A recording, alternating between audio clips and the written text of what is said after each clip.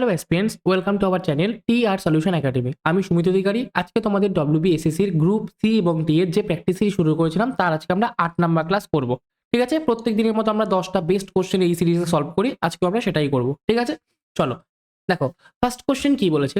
পরপর 5টি বিজোড় সংখ্যার গড় 61, বৃহত্তম এবং ক্ষুদ্রতম সংখ্যার পার্থক্য কত? দেখো এখানটা আমাকে বলেছে বৃহত্তম আর ক্ষুদ্রতম সংখ্যার পার্থক্য বের করতে বলেছে, আর এখানে বলে দিয়েছে পরপর 5টা বিজোড় সংখ্যা। তাহলে এই গড়টাকে আমার কোনো কাজে লাগছে? গড়টা আমার কোনো কাজে লাগছে না। কেন কি? আমাকে বৃহত্তম আর ক্ষুদ্রতম সংখ্যা বের করতে বলেনি যে আমার গড় কাজে লাগবে, আমাকে পার্থক্য বের করতে বলেছে। আচ্ছা, পরপর 5টা বিজোড় সংখ্যা, প্রত্যেকটা পরপর দুটো বিজোড় সংখ্যার মধ্যে ডিফারেন্স কত হয়? ধরো একটা বিজোড় সংখ্যা 3, তারপরে 5 আছে, ডিফারেন্স কত? 2। তারপরে 7 আছে, ডিফারেন্স কত? 2। তারপরে 9 আছে, ডিফারেন্স কত? 2। তারপরে কত? 11 আছে, ডিফারেন্স কত? 2। তাহলে 3 থেকে 8 এর মধ্যে ডিফারেন্স কত? 11 মাইনাস 3 মানে 8। অথবা 5টা সংখ্যা, মধ্যেখানে গ্যাপ কটা? 4টে গ্যাপ। এক একটা গ্যাপ যদি 2 2 2 করে হয় তাহলে 4টে গ্যাপ 4 দুগুণী 8। তাহলে বৃহত্তম আর ক্ষুদ্রতম সংখ্যার পার্থক্য হবে 8, মানে বি অপশনটা কারেক্ট অ্যান্সার। ঠিক আছে, এখানে আমার গড়ের সাথে কোনো সম্পর্কই নেই, গড়টা এক্সট্রা ডেটা আমার। আশা করি বুঝতে পেরেছো। চল নেক্সট কোশ্চেন কি বলেছে। গমের দাম 25% বৃদ্ধি পাওয়ায় এক পরিবারের গমের ব্যবহার 20% কমিয়ে দেওয়া হলো। ঠিক আছে, ওই পরিবারের গমের জন্য খরচের কি পরিবর্তন হবে? আচ্ছা, ধরো গমের দাম ছিল আমার 100 টাকা, সেটা বেড়ে এখন কত হয়েছে? 125 টাকা। এইবার বলেছে একটি পরিবারে গমের ব্যবহার 20% কমিয়েছে, মানে আগে ধরো সেই পরিবারটা 100 ইউনিট গম ব্যবহার করতো, এখন সে 20% কমিয়ে 80 ইউনিট গম ব্যবহার করবে। তাহলে টোটাল আগের সাথে এখন এর খরচা কত? 100 100 100 ইন্টু 100 সে আগে খরচা করতো, এখন খরচা কত করছে? 125 ইন্টু 80। যদি একটু কাটাকাটি করি, 20 দিয়ে 5, 20 দিয়ে 4, 25 দিয়ে 4, 25 দিয়ে 5, 5 5 কেটে গেল, 4 4 কেটে গেল, মানে 1:1। 1:1 মানে আগেও যা ব্যবহার করতো এখনো তাই ব্যবহার করে, তাহলে কোনো পরিবর্তন হবে না। এ অপশনটা আমাদের সঠিক উত্তর। ঠিক আছে, চলো নেক্সট কোশ্চেন। 3টি গাড়ির গতিবেগের অনুপাত 2:3:4। একই দূরত্ব অতিক্রম করতে গাড়ি 3টির নেওয়া সময়ের অনুপাত কত? দেখো, যখন আমাদের গতিবেগের অনুপাত দিয়ে দেয়, গতিবেগের সাথে সময়ের অনুপাত উল্টো হয়, মানে যখন আমরা গতিবেগ বাড়াই তখন আমাদের সময় কম লাগে, বা যখন গতিবেগ আমরা কমাই তখন সময় বেশি লাগে। ঠিক আছে, এখানে একই দূরত্ব বলেছে, মানে ধরো তুমি তোমার বাড়ি থেকে 10 কিলোমিটার দূরে একটা জায়গায় যাবে। তুমি যদি স্পিডে চালাও তোমার টাইমটা কম লাগবে, তুমি যদি ধীরে ধীরে চালাও তোমার টাইমটা বেশি লাগবে। তাহলে এটা উল্টো হয় বা ব্যস্ত সম্পর্কে হয়। তাহলে গতিবেগ স্পিডের রেশিও আছে 2:3:4। তাহলে এখান থেকে টাইমের রেশিও সময়ের অনুপাত হবে উল্টো 1/2:1/3:1/4। এটা ভগ্নাংশে আছে, অনুপাত আমাদের ভগ্নাংশে হয় না। তাহলে এটাকে যদি আমি নর্মাল সংখ্যায় আনতে চাই, পূর্ণ সংখ্যায় কনভার্ট করতে চাই, কি করব? নিচে আছে 2 3 আর 4, এই তিনটে সংখ্যাকে আমাকে হাঁটাতে হবে বা সরাতে হবে। কি করে সরাবো? এই তিনটে সংখ্যার যদি আমরা লসাগু বের করে অনুপাতের সাথে গুণ করে দিই তাহলেই সরে যাবে। তাহলে লসাগু কত? 3 4 12। তাহলে 12 লসাগু পেয়ে গেলাম। তাহলে এই পুরো রেশিওটাকে আমি 12 দিয়ে গুণ করতেই পারি। আমরা তো জানি অনুপাতের প্রত্যেকটা টার্মকে আমরা সেম নাম্বার দিয়ে গুণ করতে পারি। তাহলে প্রথমটাকে গুণ করলে প্রথমটা হবে 12/2, পরেরটা হবে 12/3, তারপরটা হবে 12/4। কাটলে 6 দুগুণী 12, 3 4 12, 4 3 12, 6:4:3 হবে সময়ের অনুপাত, মানে সি অপশনটা কারেক্ট অ্যান্সার। ওকে, নেক্সট। এক্সপ্রেস ট্রেনের ভাড়া 20% বৃদ্ধি পাওয়ায় যাত্রী সংখ্যা 20% কমে গেলে আয় কত বাড়বে বা কমবে? আচ্ছা, ট্রেনের ভাড়া কত বেড়েছে? 20%, মানে আগে যদি 100 টাকা ট্রেনের ভাড়া ছিল এখন বেড়ে হয়েছে 120 টাকা। যাত্রী সংখ্যা 20% কমেছে, মানে আগে যদি 100 জন যেত এখন সেটা 20 জন যাচ্ছে, সরি 20 জন কমেছে এখন সেটা 80 জন যাচ্ছে। তাহলে আগে আমার কত টাকা ছিল? আগে আমার ছিল 100 ইন্টু 100 টাকা, আর এখন আমার টাকা কত হয়েছে? 120 ইন্টু 80 টাকা। কাটাকাটি করবো, দুটো জিরোর সাথে ডান দিকে দুটো জিরো কাটলো। এবার কাটবো 4 দিয়ে, 4 25 100, 4 দিয়ে 4 দুগুণী 8, মানে 25:24। মানে আগে যদি আমার 25 টাকার বিক্রি হতো এখন সেটা 24 টাকার বিক্রি হচ্ছে। কত টাকা বিক্রি কমেছে? 1 টাকার বিক্রি কমেছে। কতর মধ্যে কমেছে? 25-এর মধ্যে কমেছে। তাহলে শতকরা কত কমেছে? ইন্টু 100%। 25 দিয়ে করলে 4 25 100, তাহলে সঠিক উত্তর 4% আমার ইনকাম কমেছে অথবা আয় কমেছে। তাহলে কোনটা কারেক্ট অ্যান্সার? বি অপশনটা আমাদের সঠিক উত্তর। ঠিক আছে, আরেকটা কথা তুমি ডিরেক্টলি বলতে পারো 20% বৃদ্ধি পেয়েছে কিছু, আবার পরে 20% কমেছে। তাহলে একবারে বলতে পারি ধরো কোনো কিছু x% প্রথমে বৃদ্ধি পেয়েছে, ইনক্রিজ হয়েছে, পরে সেম x% আমার ডিক্রিজ হয়েছে, তাহলে সব সময় আমার x²/100% ডিক্রিজ হয়। এটা আমাদের সব ক্ষেত্রে সেম পার্সেন্ট বাড়লে সেম পার্সেন্ট কমলে সবসময় আমাদের কমবে কি, যত পার্সেন্ট কমেছে তার স্কোয়ার/100। এখানে 20 ছিল, তাহলে 20 স্কোয়ার মানে 20 × 20/100, 0 0 0 0, এই যে 2 2 4% আমার কমেছে। মাইনাস দিলাম কেন, কমেছে বলে। তাহলে সঠিক উত্তর 4% আমার ইনকাম বা আয় কমবে। ঠিক আছে, নেক্সট কোশ্চেন কি বলেছে দেখো, দুটি সংখ্যার যোগফল 36, তাদের HCF 4, এই শর্ত পূরণকারী কত জোড়া সংখ্যা হতে পারে? মানে এরকম শর্তে কতগুলো সংখ্যা আমরা পেতে পারি, মানে কত জোড়া সংখ্যা পেতে পারি। আচ্ছা, সবার ফার্স্টে যদি HCF 4 হয়, তাহলে একটা সংখ্যা আমাদের গসাগু গুণ x, আরেকটা সংখ্যা আমার গসাগু গুণ y বলতে পারি। HCF মানে গসাগু, তাহলে 4x আর 4y দুটো সংখ্যা, যার মধ্যে x আর y এর আমাদের জিসিডি সবসময় এক হতে হবে। মানে x আর y এমন একটা সংখ্যা নিতে হবে যাতে ওরা পরস্পর মৌলিক সংখ্যা হয়। পরস্পর মৌলিক সংখ্যা, কিন্তু ওরা মৌলিক সংখ্যা হতেই হবে এরকম কোনো কন্ডিশন নেই, কিন্তু পরস্পর মৌলিক সংখ্যা হতে হবে, তাহলেই একমাত্র জিসিডি 4 হতে পারে। ওকে, তাহলে এবার তাদের যোগফল বলেছে, মানে 4x + 4y = আমার কত, 36। যদি 4 কমন নিই, x + y = 36, 4 দিয়ে কাটলে 4 নং 36, তাহলে x + y = 9। এবার 9 কে এরকম x + y মানে দুটো সংখ্যার সমষ্টি আকারে লিখতে হবে। কিভাবে লিখতে পারি? 1 + 8 লিখতে পারি, 2 + 7 লিখতে পারি, 3 + 6 লিখতে পারি, আর 4 + 5 লিখতে পারি। আর কিছু পারি না, আবার উল্টো করেই হবে, 5 + 4, 6 + 3, 7 + এরকম। এইবার আমার ফার্স্ট কথা, x আর y পরস্পর মৌলিক হতে হবে। 6 আর 3 পরস্পর মৌলিক নয়, 6 আর 3 তো পরস্পর মৌলিক নয়, দুটোর মধ্যে কমন 3 আছে, তাহলে হবে না। তাহলে 1 আর 8 হতে পারে, 2 আর 7 হতে পারে, 4 আর 5 হতে পারে। তাহলে কত জোড়া নিতে পারছি আমি? ম্যাক্সিমাম 3 জোড়া নিতে পারবো। সি অপশনটা কারেক্ট অ্যান্সার। বুঝতে পেরেছো? নেক্সট, এ এবং বি এর মাসিক আয়ের অনুপাত 5:4।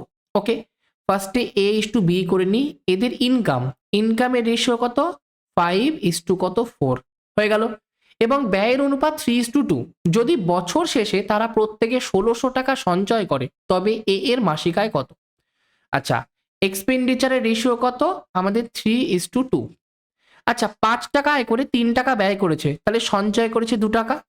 আবার 4 টাকা আয় করে 2 টাকা ব্যয় করেছে, সঞ্চয় করেছে 2 টাকা, মানে ইস্টু করলে 1:1। তাহলে এখান থেকে আমি দেখতে পাচ্ছি দুজনে সেম টাকা সঞ্চয় করছে। তাহলে এখান থেকে আমি কি বলতে পারি? দেখো ভালো করে বুঝবে, 5 টাকার মধ্যে 2 টাকা সঞ্চয় করছে, অথবা 4 টাকার মধ্যে 2 টাকা সঞ্চয় করছে। এই 2 এর ভ্যালু 1600 টাকা সঞ্চয় করছে, তাহলে 1 এর ভ্যালু 1600/2 টাকা সঞ্চয় করছে, মানে 800 টাকা। আমি এই অঙ্কে x ধরে করালাম না, ঠিক আছে, যেহেতু এটা সোজা অঙ্ক, খুব তাড়াতাড়ি ইউনিট ধরে হয়ে যায়, আমি এই জন্য x ধরে করালাম না।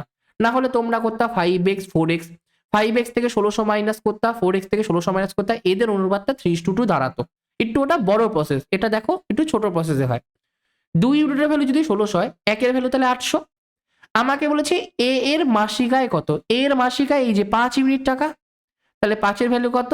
1 এর ভ্যালু যদি 800 হয়, 5 এর ভ্যালু 5 × 800, তাহলে 5 আর 40, 4000 টাকা। 4000 টাকা মানে কোনটা? বি অপশনটা সঠিক উত্তর। ওকে, চলো নেক্সট কোশ্চেন কি বলেছে, একটি লাইব্রেরিতে রবিবার গড়ে 510 জন এবং অন্যান্য দিনে গড়ে 240 জন পাঠক আসেন। রবিবার দিয়ে শুরু হওয়া 30 দিনের একটি মাসে প্রতিদিন গড় পাঠকের সংখ্যা কত? আচ্ছা, এই কোশ্চেনটা আমরা করেছি একদিন। কি বলেছে, রবিবার দিয়ে শুরু 30 দিনের একটা মাস, ঠিক আছে। যদি সানডে দিয়ে শুরু হয়, সানডে দিয়ে যেই মাসটা শুরু, সেই মাসে 5 দিন সানডে থাকে। 1 তারিখ, 8 তারিখ, 15 তারিখ, 22 তারিখ আর 29 তারিখ, 5 দিন আমার সানডে। তাহলে 5 দিনে গড়ে আমার 510 জন করে লোক এসছে, মানে ছাত্র এসছে। আর বাকি 25 দিন অন্যান্য দিন গড়ে আমার 240 জন করে ছাত্র এসেছে। তাহলে 30 দিনে গড়ে কতজন করে ছাত্র এসেছে? আমরা কি বলেছিলাম, যেটা গড় ছোট হবে ফার্স্টে সেটাকে ধরে তোমরা এগোবা। 240 ধরলাম, যেহেতু ছোটটাকে ধরেছি তাহলে সবসময় তার সাথে প্লাস হবে। এইবার 25 দিনে গড়ে 240 জন করে লোক আসছে, আর 5 দিনে 510 জন করে লোক আসছে। তাহলে 240 থেকে 510 কত বেশি? মাইনাস করব, 510 থেকে 240, 0, 7, 8, 9, 10, 11, 7, এটা 3 270, তাহলে এটা 270 জন আমার গড়ে বেশি এসছে 5 দিনের, 5 দিনের গড়ে 270 বেশি এসছে, তাহলে ওই 5 দিন টোটাল কতজন বেশি এসছে 270 ইন্টু 5, 0 5 7 35, 3 5 2 10 11 12 13, এই 1350 জন ওই 5 দিনে বেশি এসেছে। তাহলে আমি যদি ওই এই 1350 জনকে 30 দিনে সমান ভাগে ভাগ করে দিই, তাহলে কি পেয়ে যাব আমি, 30 দিনে প্রতিদিন গড়ে কতজন করে শিক্ষার্থী পড়তে এসছে, এই পাঠক পড়তে এসেছে আর কি, বুঝতে পারলে? এই যে 1350 জন সেটা ওই 5 দিনে সমষ্টিতে বেশি এসেছে, তাহলে এই 1350কে আমি 30 দিনে ভাগ করে দিচ্ছি, তাহলে গড় পেয়ে যাবো যে 30 দিনে কতজন করে পড়তে এসছে। তাহলে এই 1350কে ভাগ করব 30 দিয়ে, 0 0 3 4 12 3 5 15 45, 240 আর 45 কত হলো 285 জন। তাহলে 30 দিনের ওই মাসে গড়ে প্রতিদিন 285 জন করে পাঠক পড়তে এসেছিল। ক্লিয়ার? নেক্সট কোশ্চেন, এক ব্যক্তি তার মূলধনের 1/3 অংশ 7% হারে, 1/4 অংশ 8% হারে এবং বাকি অংশ 10% হারে বিনিয়োগ করে। তাহলে যদি তার বার্ষিক আয় 561 টাকা হয় তবে মূলধন কত টাকা? আচ্ছা, ফার্স্টে 1/3 অংশ আছে আর 1/4 অংশ আছে। যখন এরকম অংশ দেবে আমরা কি বলেছিলাম, নিচে যে সংখ্যাগুলো থাকবে তারই লসগুটাকে তুমি টোটাল নাম্বার ধরে নেবা, মানে 3 আর 4 লসগু 12, তাহলে আমি ধরে নেব আমার কাছে টোটাল 12 ইউনিট টাকা ছিল। এইবার কথা, এইটা ধরলে আবার হয়ে যেত, কিন্তু যেহেতু এখানে পার্সেন্টেজের অঙ্ক আছে, এই যে পার্সেন্টেজ, এই যে পার্সেন্টেজ, এই জন্য এটাকে আমি 1200 টাকা ধরে নেব অঙ্কের সুবিধার জন্য, যেহেতু পার্সেন্টেজ কাটতে আমার সুবিধা হবে। ঠিক আছে, তাহলে আমার কাছে মোট মূলধন কত 1200 টাকা। এই 1200 টাকার যদি আমি 1/3 অংশ বের করি কত বেরোবে, 3 4 12 400 টাকা। আবার 1200 টাকার আমি যদি 1/4 অংশ বের করি কত বেরোবে, 3 4 12 300 টাকা। এই 400 টাকাটাকে ইনভেস্ট করেছি 7% হারে, এই 300 টাকাটাকে ইনভেস্ট করেছি 8% হারে। 400 আর 300 700 টাকা বিনিয়োগ করা হয়ে গেছে, বাকি অংশ কত 700, 1200 থেকে 700 মাইনাস করব, সমান সমান 500 টাকা। এই 500 টাকাটাকে বিনিয়োগ করেছি 10% হারে, তাহলে আমি কত টাকা আয় করছি, 400 টাকা 7% 28 টাকা, 300 টাকার 8% 3 8 24 টাকা, 500 টাকা 10% 50 টাকা, টোটাল 8 আর 4 12 2, হাতে থাকে 1, 5 6 7 8 9 10, 102 টাকা আমার টোটাল আয় হচ্ছে। ঠিক আছে, কিন্তু কোশ্চেনে বলেছে 561 টাকা আয় হচ্ছে, তাহলে এই 102 ইউনিটের ভ্যালু 561 বলতে পারি। তাহলে একের ভ্যালু কত, 561 বাই 102। আমার মোট মূলধন ছিল 1200 টাকার, তাহলে 1200 ভ্যালু কত পরের পাতায় করছি, 561 বাই 102 ইন্টু 1200।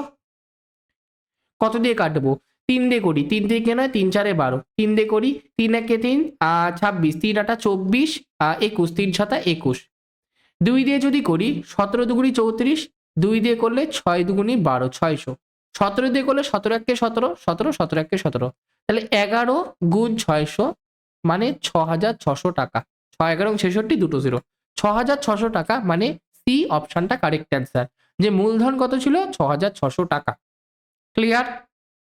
চলো নেক্সট, 4000 টাকার ওপর 3 বছরের সুদ 3000 টাকার ওপর কত বছরের সুদের সমান হবে যদি সুদের হার উভয় ক্ষেত্রে 8% হয়? আচ্ছা, ধরে নিচ্ছি এক্স বছরের সুদের সমান হবে, তাহলে 4000 টাকাকে আমি যদি 3 বছর হিসাবে 8% হিসাবে বিনিয়োগ করি তাহলে এত টাকা আমার সুদ হবে। এটাই সমান কার বলেছে, 3000 টাকাকে 8% হিসাবে এক্স বছরের জন্য বিনিয়োগ করেছি, দুটো সুদ সমান। দুটো শূন্যর সাথে দুটো শূন্য কেটে গেল, নিচের 100 সাথে নিচের 100 কেটে গেল, 8 সাথে 8 কেটে গেল, 3 সাথে 3 কেটে গেল, পড়ে থাকলো 4 সমান সমান এক্স। তার মানে এক্স এর মান কত, 4 বছর, তাহলে কত বছরের সুদের সমান হবে, 4 বছরের সুদের সমান হবে, সি অপশনটা কারেক্ট অ্যান্সার।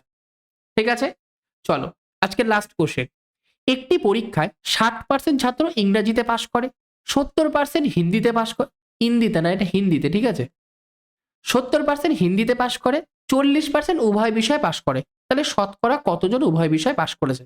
আচ্ছা টোটাল দেখো, আচ্ছা শতকরা কতজন উভয় বিষয়ে ফেল করেছে। আচ্ছা টোটাল দেখো, এটা আমার টোটাল আমার 100% আমাদের সেট, 100% এর সেট, এর মধ্যে 60% লোক ইংরেজিতে পাশ করেছে আর 70% লোক আমার হিন্দিতে পাশ করেছে, আর উভয় বিষয় এই মাঝখানটা উভয় বিষয় 40% লোক পাশ করেছে। এবার ইংরেজিতে পাশ করেছে 60%, তার মধ্যে 40% আছে উভয় বিষয়ে পাশ করেছে, তাহলে শুধু ইংরেজিতে পাস করবে কত? 60 থেকে 40 মাইনাস করে এখানটা আমরা 20 লিখছি, 20%। হিন্দিতে পাস করেছে 70%, উভয় বিষয়ে পাস করেছে 40। শুধু হিন্দিতে পাস করেছে কত? 70 থেকে 40 মাইনাস করি 30%। তাহলে হয় ইংরাজিতে অথবা হিন্দিতে অথবা উভয় বিষয়ে টোটাল কতজন পাস করেছে? এই 20, এই 40 আর এই 30 যোগ করে দাও। 40, 50, 60, 70, 80, 90, 90% লোক। এই 90% লোক হয় সে ইংরেজিতে পাস করেছে অথবা হিন্দিতে পাস করেছে অথবা উভয় বিষয়ে পাস করেছে। টোটাল 100%-এর মধ্যে 90% আমার মিনিমাম একটা বিষয় পাস করেছে। তাহলে বাকি এই যে ফাঁকা জায়গাটা, এই জায়গাটার ভ্যালু কত? 10% হবে। 90% আমার কিছু না কিছুতে পাস করেছে, তাহলে 10% আমার উভয় বিষয় ফেল করেছে। তাহলে শতকরা কতজন উভয় বিষয় ফেল করেছে? শতকরা 10 জন আমার উভয় বিষয় ফেল করেছে। মানে এই অপশনটা আমাদের কারেক্ট অ্যান্সার। ঠিক আছে, আজকের জন্য এইটুকুনি। ক্লাসটা যদি ভালো লেগে থাকে অবশ্যই ক্লাসটাকে একবার লাইক করে দেবে। চ্যানেলে যদি আমাদের প্রথমবার হয়ে থাকো চ্যানেলটাকে অবশ্যই সাবস্ক্রাইব করে দিয়ে নোটিফিকেশনটা অলে ক্লিক করে দেবে। আর অবশ্যই ক্লাসটা তোমাদের বন্ধু বান্ধবের সাথে একটু শেয়ার করে দিও। ঠিক আছে, চলো আজকের জন্য এইটুকুনি। Tata, by.